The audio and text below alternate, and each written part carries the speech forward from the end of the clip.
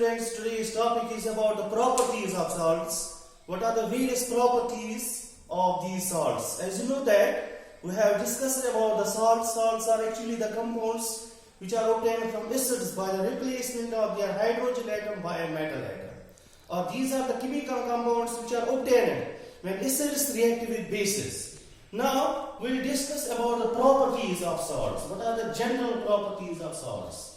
First property of salts is that they are generally solids. So salts are generally solids. So they exist in the solid state generally. Not in the liquid state, not in the gaseous state. They are generally existing in the solid state. This is the first property of these salts.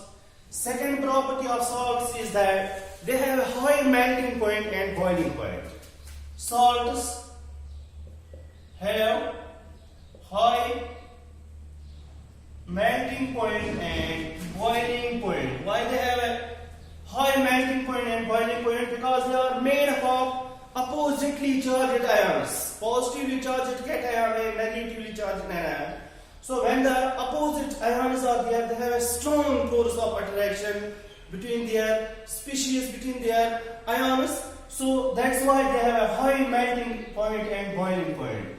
In order to melt them, in order to boil them, we have to break the stronger electrostatic force of attraction. So for that, a very high amount of heat energy is required. So that's why they have a high melting point and boiling point. This is the second property of these salts. Third property of salts, they are mostly soluble in water. Salts are mostly soluble in water. Since these are the, as you know that we have a law, light dissolves light. This water, inorganic substance, salts are also the inorganic substance. So inorganic substance will dissolve in inorganic solvent. So that's why they are mostly soluble in water. They are mostly soluble in water. For example, we have sodium chloride. Sodium chloride, it gets dissolved in water. Because we know that between the water molecules, there are enough spaces. There are intermolecular spaces, and these, when we dissolve sodium chloride into it, the sodium chloride gets trapped in these spaces and it gets dissolved in water. And we have many more salts which are dissolving in water. Third property of salts is that they conduct electricity. They are aqueous solutions. Conduct electricity. Why they conduct electricity? Because they are made up of ions. So we can write here the aqueous solution. The aqueous solution of salts conduct electricity. So why they conduct electricity? Because they are aqueous solution. When they dissolve in solution, they form aqueous solution or dissolution. They get ionized. They get dissociated into ions, and by the presence of ions in their solution, they conduct electricity. Like acids and bases. So they can also be said that they are electrolytes. These are also electrolytes, like acids and bases. Acids and bases are also the electrolytes, while a salt is also an electrolyte because its aqueous solution conducts electricity because of the presence of ions. Number 5th property of salts is that they are ionic compounds. The salts are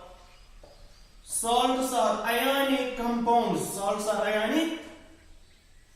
Why they are ionic compounds? Because they are made up of ions. That is, they are made up of ions, not molecules. So they are made up of ions. So that means they are containing the ionic bonds. So when they contain the ionic bonds, they are said to be the ionic compounds. As you know that another aspect to understand this, why they are ionic compounds, because these salts are obtained by the transference of electrons from one atom to another atom. So whenever a chemical bond is formed by the transference of electrons from one atom to another atom, they are said to contain the ionic bond, and whenever the substance containing ionic bond, that's an ionic compound. That's an ionic compound.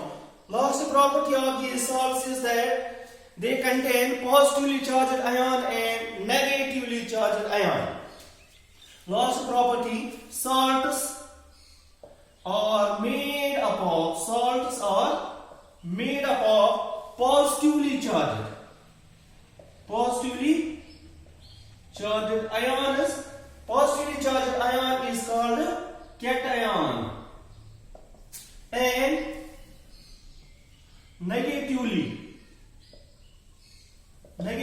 charged ion. And negatively charged ion is called anion.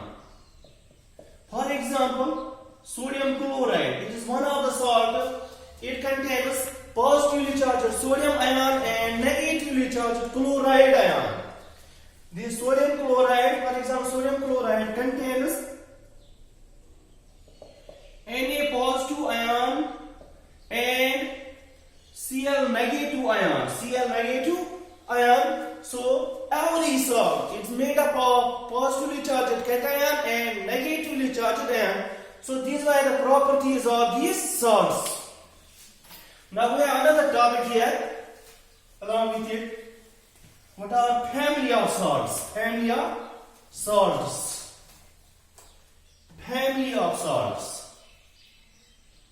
What's meant by family of salts? It can be defined as the salts which either contain same positively charged ion or same negatively charged ion. The salts which contain the same positively charged ion or the salts which contain the same negatively charged ion, that's called a family of salts. We can define it. The salts containing same positive ion or same negative ion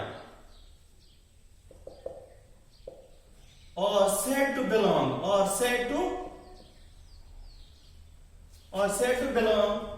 to the same family, of salts. For example, we will take two examples here. For example, sodium chloride, NaCl, potassium chloride, KCl, and we have magnesium chloride, MgCl2, we have zinc chloride, ZnCl2. These are the salts which are containing the same negative ion. That's chloride. So this represents one family of salts. And these are containing the same negatively charged ion. That's chloride. In the same way, we will show the salts which contain the same positive ion. For example, this is sodium chloride, NaCl. Sodium sulfate, Na2SO4. It is sodium nitrate, NaNO3. Sodium carbonate, Na2CO3. So these salts, sodium chloride, sodium sulfate, sodium nitrate, sodium carbonate, these contain the same positively charged ion. Sodium.